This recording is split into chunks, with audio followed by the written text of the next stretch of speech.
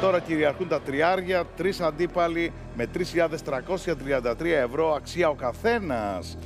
Για να δούμε τι κατηγορίες θα μας έρθουν. Ηγέτες και φεστιβάλ. Δεν έχω πάει σε πολλά φεστιβάλ, η αλήθεια είναι. Από ηγέτες, κάτι έχω ακούσει από εδώ και από εκεί. Πάμε να δούμε τους ηγέτες. Πάμε ηγέτες. Με ποια ιδιότητα προσέφερε υπηρεσίες ο παππούς του Βλαντιμίρ Πούτιν στο Στάλιν? Α. Ράφτης. Β. Μάγειρας. Γ. Υπεύθυνος ασφαλείας. Ο χρόνος για τους τρεις αρχίζει από τώρα.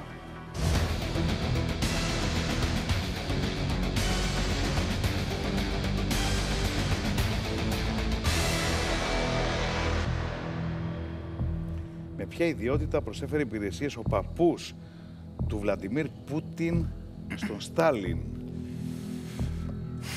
Προφανώς δεν το έχω ακούσει ποτέ. Εντάξει, λίγο Έχεις ιδιαίτερη πάντως. ερώτηση. Όντως.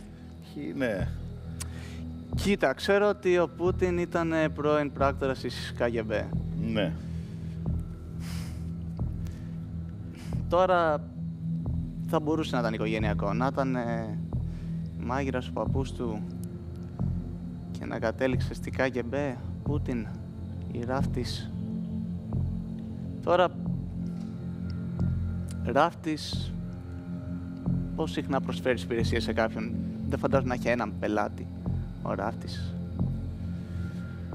Μάγειρας, εντάξει, θα μπορούσε να ήταν κάτι, αλλά υπεύθυνος ασφαλείας δεν είναι το προφανές.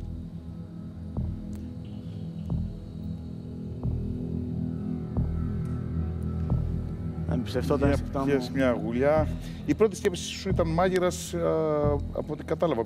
Τι ήταν? Υπεύθυνος ασφαλείας θα έλεγα ήταν η πρώτη μου σκέψη. Αλλά αυτό είναι το προφανές, Και λες ότι δουλειά έκανε ο παππούς. Μετά θα έμαθε και το εγγονάκι. Θα μπορούσε να έχει μάθει το πατέρα του Σιγά-σιγά. και να είχε πάει μετά και στον εγγονό. Ναι. Με ποια ιδιότητα προσέφερε υπηρεσίες ο παππούς του Βλαντιμίρ Πούτιν στο Στάλιν? Προσέφερε κάποιες υπηρεσίες.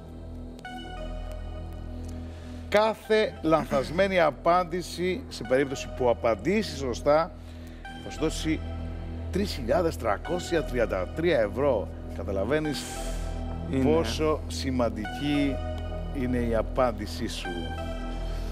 Πούτιν και Στάλιν Υπεύθυνος ασφαλείας ή συνδέονται. μάγειρας? Είμαστε σε ένα κρίσιμο σημείο. Θα πας στο προφανές ή στην άλλη απάντηση που μπορεί να μην γνωρίζεις, αλλά και αυτή είναι μέσα στο παιχνίδι.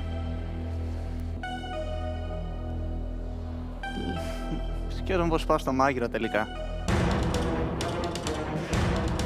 Μάλλον θα πάω στο μάγειρα. Ξέρεις τι, αφού είμαι καθαρά 50-50, νομίζω μπορώ να το βγάλω με τη λογική. Στο τέλος πάντα πέφτουνε περίεργες ερωτήσεις. Για να δούμε αν θα είμαι τυχερός σήμερα.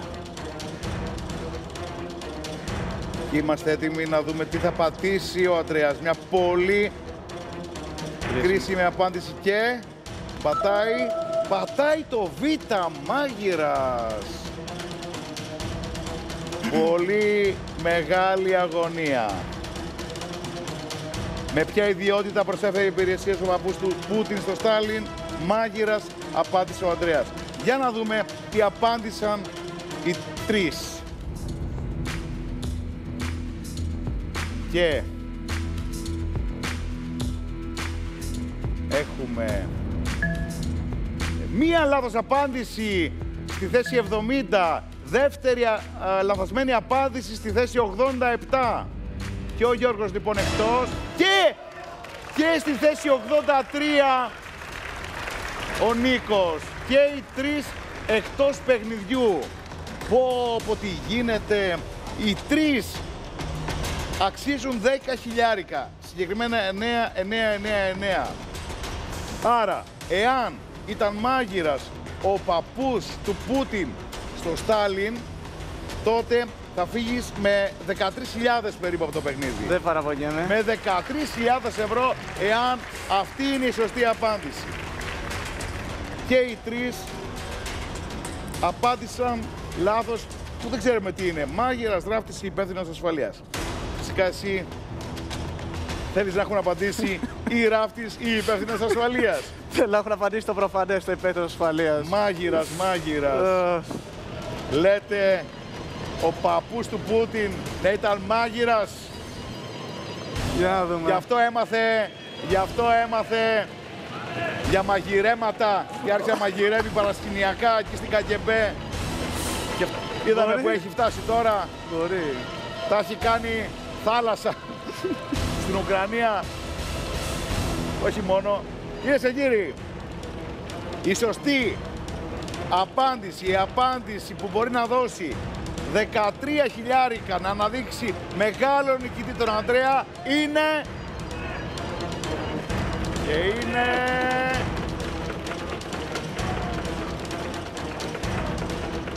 Είναι... Πολύ μεγάλη αγωνία. Ράφτης, μάγειρας, υπεύθυνος ασφαλείας. Θέλουμε να είναι μάγειρας. Θέλουμε να είναι μάγειρας, Χρήστο. Και είναι μάγειρας! Ναι! Είναι μάγειρας, συγχαρητήρια Ανδρέα. Σύντροφε, τα καταφέραμε. Σύντροφε, Χρήστο, τα καταφέραμε. Σύντροφε, το χαρά μου, χωρίς την τεχνητή νοημοσύνη. Έτσι. Με την ανθρώπινη νοημοσύνη. Με την ανθρώπινη. Κιτρίνησε, έγινε χρυσαφί όλο το πλατό. Αυτό το αγαπημένο μου χρώμα, γιατί είναι το χρώμα που βγάζει τον νικητή. 12.897. Έχεις κερδίσει και άλλα χρήματα από το Μονομάκο. 120 ευρώ περίπου. Άρα φτάσαμε τα 13 και. 13 και λοιπόν είναι τα χρήματα για τον Ανδρέα. Έκανε ένα πολύ ωραίο παιχνίδι, το δεύτερο συνεχόμενο παιχνίδι. Πολύ αγωνία. Και αναδείχθηκε ηγέτης μεγάλος εδώ στο Μονομάχο. Για λέγε, πώς τα συναισθήματά σου, έτσι, τη σκέψη σου. Εντάξει, ακόμα χτυπάει η καρδιά μου όσο περίμενα να βγει απάντηση. Είμαι προφανώς πολύ χαρούμενος. Είναι όλη τρομερή εμπειρία όλο αυτό το παιχνίδι. Τα συναισθήματα, οι σωστές απαντήσεις, να περιμένεις να βγει απάντηση. Οι βοήθειες που απογοητεύεσαι όταν το έχεις μαντέψει και την έχεις πάρει. Και τώρα που ήρθε και η επιβράβευση, που ήμουν από τους τυχερούς παίκτες που κατάφερα να κερδίσω. Αυτή η αγωνία είναι φοβερή. Αυτό το ένα λεπτό που περίμενες, έτσι, αυτό το χρονικό διάστημα είναι.